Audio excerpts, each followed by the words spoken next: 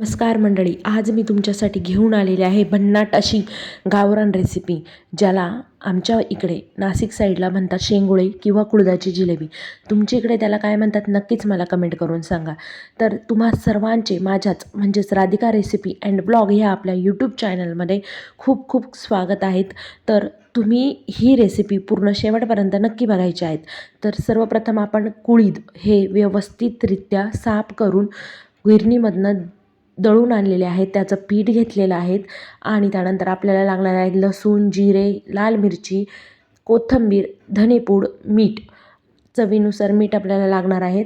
त्यानंतर आपण घेत आहोत पीठ घेतल्यानंतर आपण त्याच्यामध्ये आपल्या चवीनुसार मीठ हे ॲड करून घ्यायचे आहेत. त्यानंतर आपण जे वाटण तयार करायचं आहे त्यासाठी जे साहित्य काढलं होतं ते सर्व साहित्य आपल्याला मिक्सरमधनं व्यवस्थित फाईन दळून घ्यायचं आहे. वाटण दळून झाल्यानंतर आपण त्यामध्ये ॲड करणार आहोत शेंगदाणे तुम्ही कच्चे घेतले तरीही चालेल किंवा तुम्ही ते शेंगदाणे भाजून त्यामध्ये दळण्यामध्ये वापरले तरीही चालेल. त्याची अशा पद्धतीने आपण पेस्ट करून घ्यायची आहे आणि पिठामध्ये अर्धी जेवढं आपण दळलेलं असेल त्याच्या अर्धी क्वांटिटी ही आपण पिठामध्ये ॲड करून व्यवस्थितरित्या त्याचं पीठ हे मळून घ्यायचं आहे.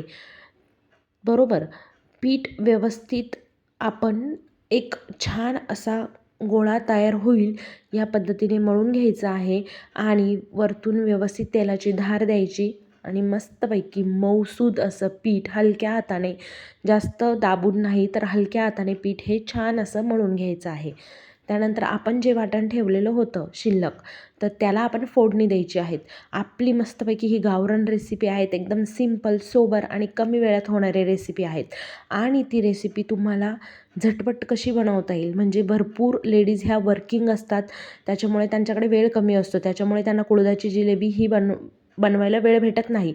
पण त्या कशा पद्धतीने झटपट ही रेसिपी बनवू शकतात हे मी ट्रिक तुम्हाला पुढे सांगणार आहे.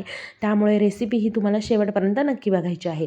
जे आपलं वाटण उरलेलं होतं ते वाटण आपण तेलामध्ये टाकलेलं आहेत आणि व्यवस्थित त्याचं तेल सुटेपर्यंत आपण त्याला मस्तपैकी मंद आचेवर शिजून घ्यायचं आहे. त्यानंतर आपण त्यामध्ये आपल्याला जेवढ्या क्वांटिटीमध्ये आपल्याला ते पातळ लागणार आहे तेवढं आपण त्याच्यामध्ये पाणी ॲड करून घ्यायचं आहे आणि मस्तपैकी मीठ टाकायचं आणि कोथिंबीर त्यावर टाकायची आहेत. तर आता आपण बनवणार आहोत मेन पार्ट म्हणजे शेंगुळे बनवत असताना आपण एक छोटासा पिठाचा गोळा घ्यायचा आहे आणि पोलपाट असेल किंवा आपल्याकडे पाट असेल किंवा आपलं परात असेल, ताट असेल, याच्यावर मस्तपैकी ते बारीक असे वळून घ्यायचे आहेत. कोणी कोणी खूप जाड ते ठेवतं, पण जाड ठेवण्यापेक्षा आपण जेवढं पातळ त्या शेंगुळे तयार करतो ते खायला खूप छान लागतात आणि खूप कमी वेळेत ते शिजतात पण. तुम्ही बघू शकतात मी अशा पद्धतीने सर्व मस्तपैकी शेंगुळे हे वळून घेतलेले आहेत. पण जेव्हा आपण पातेल्यात जे वाटण आहे त्याला उकळी येते तेव्हाच हे आपण शेंगुळे एक एक करून व्यवस्थित कुठल्याही प्रकारचा लगदा न करता किंवा एकसाथ सर्वच्या सर्व सोडायचे नाहीत. पाण्याला उकळी येऊन द्यायची. उकळी आल्यानंतर हळूहळू एक एक दोन दोन करून आपण शेंगुळे हे उकळलेल्या पाण्यामध्ये व्यवस्थित सोडायचे आहेत आणि त्याला उकळ घ्यायची आहेत छानपैकी. जर आपल्याला इन केस वाटत असेल की आपण जे क्वांटिटीमध्ये शेंगुळे वळत आहोत त्याला जर पाणी कमी पडत आहे तर आपण अशा पद्धतीने हे ट्रिक वापरू शकतो की आपण आपल्या पातेल्यावर एक ताट ठेवायचं, त्यावर पाणी गरम करून घ्यायचं आणि ते शेंगोळ्यामध्ये टाकून द्यायचं. त्याने कुठल्याही प्रकारच्या भाजीचा म्हणा, भाजीलासुद्धा आपण ही ट्रिक वापरू शकतो.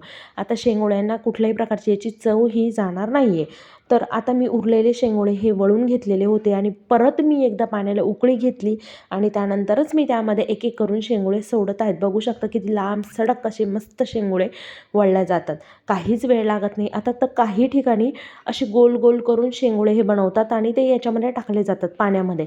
पण आमच्याकडे तर मोस्टली पूर्ण असं आपण जशी लांब सडक शेव काढतो त्याच पद्धतीने आपले हे शेंगोळे आमच्याकडे बनवले जातात.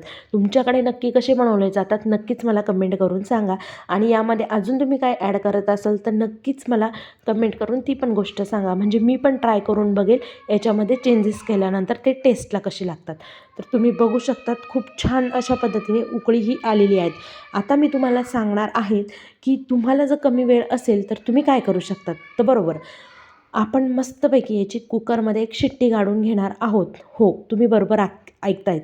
काहीच होत नाही. मस्तपैकी आपण जेवढे मस्त शेंगुळे करायला घेतलेले आहेत त्याचं पाणी थोडंसं कमी करायचं आणि त्याची 3 व्हिसल ह्या काढून घ्यायच्यात. तुम्ही बघू शकतात खूप सुंदर आणि खूप कमी वेळेत म्हणजे लगभग अर्धा तासामध्ये तुमचे शेंगुळे हे नक्की रेडी होतात. कुठल्याही प्रकारची चव बिघडत नाही, ही माझी गॅरंटी. तुम्ही एकदा नक्की कमी क्वांटिटीमध्ये बनवून ट्राय करून बघा. आता शेंगुळ्याच्या पाण्याला उकळी आलेली, त्यानंतर आपण थोडंसं जे पिठाचं वाटण होतं ते ठेवलेलं होतं आणि ते घोळून पाण्यामध्ये ते आपण त्यामध्ये शेंगुळ्यांमध्ये सोडून दिलेलं आहे, त्याला पाण्याला थोडंसं घट्टसरपणा येण्यासाठी.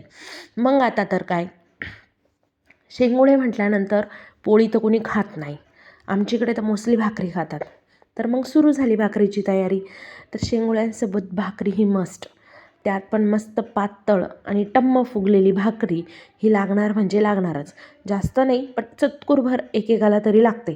खूप आवडते शेंगुळ्यांसोबत. आमच्या घरामध्ये तर कोणीच पोळी खात नाही, त्यामुळे भाकर ही मस्त लागते.